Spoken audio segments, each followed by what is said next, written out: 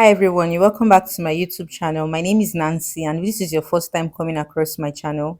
Kindly subscribe and also turn on your notification bell so you'll be the first to be notified when I upload new tutorials.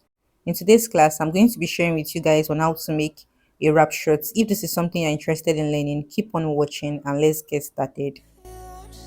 To make this shirt, you'll be needing about 2.5 yards of your African print fabric. So the first thing we are going to be doing is to draft the front piece of the shirt. First of all, you are going to fold the fabric into two, and then you go ahead to draw a straight line at the top of the fabric. This straight line is called the starting line, and it can also be referred to as the waistline. So because we are going to be attaching a waistband to the shirt, you would need to subtract the length of the waistband from the waistline here. I want the length of my waistband to be 1.5 inch. So I spotted 1.5 inch on my tape measure and I placed it directly on the waistline. Now from this point, I'll go ahead to mark other measurements. Now the next line will be from my waist to hip. Now my waist to hip is 9 inches, so I marked it here. Still leaving the tape on the waistline the way it is, I'll go ahead to mark from my waist to my crotch. My crotch is 12 inches, so I marked it here. And the last line is going to be the length of my shirt. So from my waist to the desired length of my shirt is 18 inches, but because of the folding allowance at the bottom of the shirt, I'm going to be adding 2 inches extra, and that would be 20 inches altogether, so I marked it here. So now you are going to go ahead to draw straight lines across all these points that you have marked. So this is my hip line, my crotch line, and the M line. So now the next line you are going to be drawing would be the tie line. To get your tie line, you place the tape measure from the crotch line to mark 2 inches below the crotch line. So this is very easy. To get your tie line, just mark 2 inches below your crotch line, and then you go ahead to draw a straight line across the point you marked. Once you have done this, then you go ahead to add your body measurements. On the hip line here from the center of the folded fabric, I would place my tape measure to mark my hip measurement divided by 4. And I'm going to add 1 inch allowance to that. Now from this new point I marked, I'm going to extend it downwards to meet the crotch line, and I would also extend it upward to meet the waistline. So now the next thing we are going to mark is our crotch extension. To get your crotch extension, you divide your hip measurements by 4, and whatever you get, you divide it by 4 again. So when I divided my hip measurements by 4, I got 9.25, and I divided that 9.25 by 4 again and I got 2.3. Now from this point where this line is, that's on the crotch line, you're going to mark what you got. Me, I got 2.3, so I've marked it here. So make sure you're marking this on the crotch line. After getting my crotch extension, I'm going to connect it to meet the hip line here. So I'll be using the curved area of my ruler to do this. Adjust the curved ruler properly and make sure the curve isn't too deep, because if the curve is too deep, then the center front of your pants would be folding. Next, we are going to be placing our waist measurement on the waistline here. So from this point here, I'll be placing the starting of my tape here to mark my waist measurements divided by 4. And since my shirt would be having a waist dart, I'm going to go ahead to add 1 inch so that it replaces the dart. And then for the joining allowance, I would add 1 inch again to the side. So once you have gotten the waist measurement, you connect the waist to meet the hip line here using the curved area of your ruler. So just make sure you are doing exactly the same thing I'm doing. So after this, on the tie line, make sure you are placing your tie measurements divided by 2. The tie measurement should be divided by 2. For me, it's 12 inches, and I'll go ahead to add extra 1 inch allowance to the side. I'll connect this new point to meet the crotch extension. So now for the M line, since this is a straight shirt, I'm going to take the measurements I got for the tie. This is 13 inches. Now I would also mark 13 inches on the M line to connect this new point to meet the tie. Before cutting out the front piece, we need to add half of an inch allowance to the top of the waistline.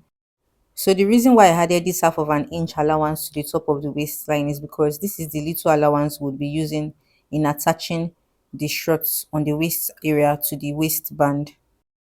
So now I'll go ahead to cut out my front piece. So kindly pay attention to the areas I'm cutting so you don't make any mistake. So there's something we usually do in the center front of a pant, which a lot of people usually ask if it's important. So what we do is that we mark half of an inch from the center front of the waistline, and then we connect this new point to meet the top of the waistline on this side. Now you would use your ruler to connect these 2 points together to form a slant. So this is actually very important because it helps the center front of your shirt to sit properly, and it also reduces any form of bulginess that might want to appear in the center front of the waist. Now you go ahead to trim out this excess at the top here. So this is basically all for the front piece. Now to draft the back piece, you're going to fold your actual fabric into two, and then you place the front piece on the back piece. Now if your fabric has patterns like mine, just make sure you are aligning the patterns so that everything aligns properly. So let's go ahead to make our markings for the back piece. On the crotch line, I'm going to be marking the crotch extension for the back piece. For a small size person, I usually use 2.5 inches. For a big size person, I usually use 3 inches. So for me, I marked 2.5 inches here. Now for the allowance by the side, I'm going to be marking 2 inches on the waist, 2 inches for the hip, 2 inches allowance on the thigh, and 2 inches allowance on the hem. After you've marked all these points, you are going to join them together. So now we are going to use the straight ruler to join the first 2 points, and then you use the curved side of the ruler to join the end of this line to meet the crotch extension. Make sure the curve isn't too deep. Once you are done with this, you are going to use the straight side of your ruler to connect these 3 points together. So one thing you should take note of is that the back piece of a pant is usually higher than the front piece of a pant. So for this reason, I'm going to be adding 1 inch to the waistline for just the back piece. Take note of that. On the back piece, I'm adding 1 inch above the waistline, and then I would connect this new point to meet the top of the waistline on this side with a slant line. This is very important because it will help the center back of your shirt to sit properly. If you have big butts and you don't do this, you'll find out that your butt is going to be dragging the back piece of your pants. So please do not omit this.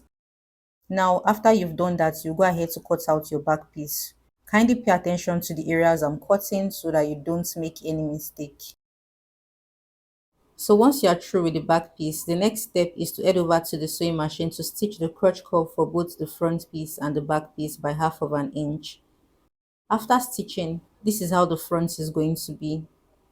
So now let's mark our waist dart. From the joining here, I'm going to place my tape measure to mark my nipple to nipple measurements divided by 2 plus half of an inch allowance, and that will be 4 inches altogether. Now from this point I marked, I'm going to go down to mark 4 inches again, which would be for the length of my darts, and then I'll connect both points together. So once you have done this, you go ahead to notch the top of the dart and then flip the front piece to the other side. So from here you can see the point you notched. You are just going to mark 4 inches below that point to mark the second dart. Now I would head over to my sewing machine to stitch the dart separately. I'll stitch it here by half of an inch and stitch it here on this side. So once you've made the waist dart for the front, the next thing you are going to work on would be the skirt part. So for the skirt part, I folded my fabric into two, and then I went ahead to place the front piece of my shorts directly on the folded fabric. Now you need to make sure that the center front of the shorts is placed on the center fold of this fabric. So once you're done arranging this, you'll notice that there'll be an excess on this side. So this is normal. Just go ahead to pin them together. And then the next thing you're going to do now is to trace the waistline and to trace the hip area. After doing this, you are going to go ahead to add folding allowance to the bottom of the skirt. So for this reason, I'll be marking 1.5 inch away from the bottom of my shirt. So the allowance at the bottom is already 1.5 inch. So I'll leave it this way. Now I'll go ahead to trace out the waistline and to trace out the hip area. So now you're going to spread out the front piece of the shirt, and then you would place the skirt directly on the front piece of the shirt. So because of the crotch we have on the shirt, when you place the skirt on it, you realize that the skirt is wider than the shirt. So this is normal. You just go ahead to pin the skirt to the shirt properly. So after pinning, I flipped the skirt to the wrong side of the fabric, and here you notice that the excess part of the skirt is around the hip area and the waist area as well. So you go ahead to trim them out. So make sure you are doing exactly the same thing I'm doing. Do not trim the bottom of the skirt. Remember that the bottom of the skirt is actually longer than the shirt itself. Now once you are done with that, you are going to flip the skirt back to the right side of the fabric. So once you are done with that, we are going to be working on shaping this skirt. To shape this skirt properly, you are going to mark just 1 inch away from one side of the waistline. So it depends on where you want your knot to be. If you want your knot to be around this area, then you just mark 1 inch. If you want it to be around the other side of the waistline, you mark 1 inch away from the waistline on this other side. But for me, I want it to be here. Now I'm going to extend this 1 inch point I marked vertically downwards to the bottom of the skirt. Now I'm going to go ahead to cut out only the skirt part. Take note of that, only the skirt part following this white line that I drew. So this is me cutting it out. Make sure you are doing exactly the same thing and you're not cutting the short itself. So the next thing is to unpin the skirt from the shorts, and then we are going to be stitching the edges of the skirt. You are going to flip the skirt to the wrong side of the fabric, and then you stitch this edge by folding it inward by 1/2 inch and folding it inward by 1/2 inch again. And then you stitch the bottom of the skirt by folding it inward by 1/2 inch and further folding it inward by 1/2 inch. Once you are done stitching, this is how the skirt part is going to be. Now you are going to place the skirt directly on the front piece again. But this time around, you are going to mark 2 inches from the bottom of the shorts. Then you place the hem of the skirt directly on this point you marked. So the reason I'm doing this is because the short itself has its own folding allowance at the bottom, which is 2 inches. And that was why I marked 2 inches. So make sure you are doing exactly the same thing I'm doing. And once you have done this, pin the skirt to the pant. And then you would also notice that there will be an excess again. You are going to go ahead to just flip the pant to the wrong side, and then you trim out the excess, which is only at the top, that's at the waistline. And once you've trimmed this out, then you are good to go. So now the next thing we are going to be working on is the strap, which should be knotted. I folded this piece into two, and the width of this fold is 2 inches, while the length is 18 inches. So just do exactly the same thing I did. Now I'll head over to my sewing machine to stitch the edges following the direction of the white line. I'll stop stitching when I get to the end here, so that there will be a hole here in which I'll turn the straps to the right side of the fabric. Now make sure you're doing it for the second straps as well. So we have two straps. The next step is on how to attach these straps. So now you're going to bring the front piece of the shirt, and then you would unpin the skirt part a little. Do not unpin everything. Just unpin it in such a way that you'll be able to spread out the skirt part. So now the next step is to attach one of the straps to the edges of the skirt here. So I'll place my tape from the waist all the way down to mark 5 inches. So the strap will be attached on this 5 inches point I marked, but I'm going to be placing the straps below the edges here. Make sure it's below the fabric, and then you pin it together directly on that point I marked. So now once you've pinned the straps, you'd head over to the sewing machine to stitch it properly, and this is how the strap is going to be after it has been stitched. So this is the front piece of the shirt. It's all ready and looking so beautiful. Now for the back piece of the shirt, I already marked the waist dart just like we did for the front piece of the shirt. Now I'm going to head over to my sewing machine to stitch the darts, and once you are done stitching the darts, this is how it's going to be. So now we are going to go ahead to flip the shirt to the right side of the fabric, and then I would place the right side of my front piece directly on the back piece. So for now, this will just help us to know the side to which the second strap would be attached to. So since the first strap is around this side of the pants, it simply means that the second strap would be on this side of the pants on the back piece. Now I'm going to place my tape from the waist to measure down to 5 inches, just like we did for the other side when we were attaching the first strap. Now on this point I marked 5 inches. I'm going to go ahead to place the second strap directly on it. After pinning this strap, you'll go ahead to place the front piece of the pants directly on the back piece, just like we did initially. Now you'd notice that the back piece of the pants is wider than the front piece. This is absolutely normal, so there is no cause for alarm. So just make sure you're doing exactly the same thing I'm doing. Now, on this side of the pants, I'm going to adjust the front piece to meet the sides of the back piece here, making sure that they are equal. I'm going to go ahead to pin this together. This is because I want to secure this side so that the second strap will be properly secured.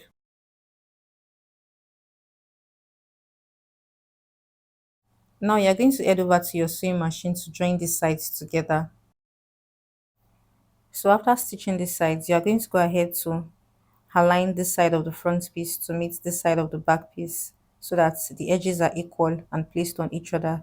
So take note that this is the area the zipper would be fixed. So now I'm going to measure from my waistline to 6 inches. I would mark the point here at 6 inches, and then from this point I would make a straight stitch vertically downwards to the end of the shirt so that after stitching I would have a space here where my zipper would be fixed. So after stitching, this is how the short would be. Now the next step is to secure the bottom of the shorts around the crotch area. So you make sure that the joining on the crotch is placed on the joining of the crotch on the back piece so that they both align, and then you go ahead to pin this together. After pinning, you head over to the sewing machine to stitch following the direction of my finger. So once you're done stitching the bottom of the shirt, you turn the shirt over to the right side of the fabric. So now we are going to take the waist measurements of this shirt. So the measurement on the waist is 31 inches. This simply means that the width of my waistband would be 31 inches. So now I've cut out the waistband and I placed a gum stay on the wrong side of the waistband. I went ahead to fold the waistband into two, and the length of the waistband here is 2 inches. Remember that when we're drafting out the front piece, we subtracted 1.5 inches. So this is the 1.5 inches I've replaced on the waistband, and for joining allowance, I added half inch to the waistband. That made it 2 inches altogether. Why the width of the waistband is 31 inches.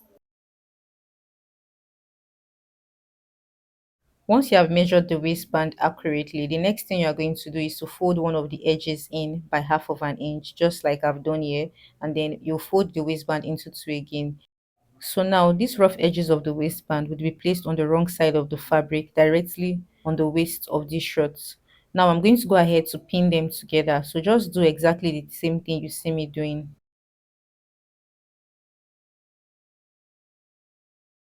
After pinning the waistband, you head over to the sewing machine to stitch it by half of an inch. And once you are done stitching, this is how it should be. Now you go ahead to fold the waistband into two, making sure that it covers the joining that you made initially. And once you are done with this, you head over to the sewing machine again to stitch the edges of the waistband following the direction of my finger. So now we've attached the waistband completely. The next thing we are going to do now is to fix our zipper on this opening by the side. Alright guys, so I've secured the zipper, and the final step is to fold the end of the shirt, that's the M. So what you're going to do now is to mark 1 inch from the bottom of the shirt, just like I'm doing here. So please pay attention so you don't make mistake, especially for this leg opening where the skirt was attached from. So now I'm going to use this point I marked here as a guide in folding the bottom of the shirt. So I'm going to fold it in by 1 inch, and I'm going to further fold it again inward by another 1 inch. So altogether I folded the hem of the shirt by 2 inches. And the reason I folded it by 2 inches is because when we're drafting the shorts, we added 2 inches folding allowance to the bottom of the shorts. Now you need to pay attention to this particular area. Pin them together, and before stitching you have to make sure that you are not stitching the hem of the skirt on the hem of the shirt. You need to stitch it separately, and to do this you need to adjust the hem of the skirt to face the other side, and then you start stitching directly on the hem of the shirt from this point. You stitch all the way down till you get to this other point. And when you are getting to this point, you have to take the skirt forward again so that you don't stitch directly on the hem of the skirt. When you stop stitching, you would notice that the skirt would stand on its own. So that's how to go about it. Then for this other side, you just go ahead to fold it by 1 inch, and you further fold it by 1 inch again. So you have practically folded it into two. You head over to your sewing machine to stitch the hem. So guys, this is the final outlook of the shirt. It came out really beautiful. Now I'll go ahead to knot the straps. And if you are new to my channel, please subscribe and also turn on your notification bell so you'll be the first to be notified when I upload new tutorials. Thanks for watching, and see you in my next tutorial.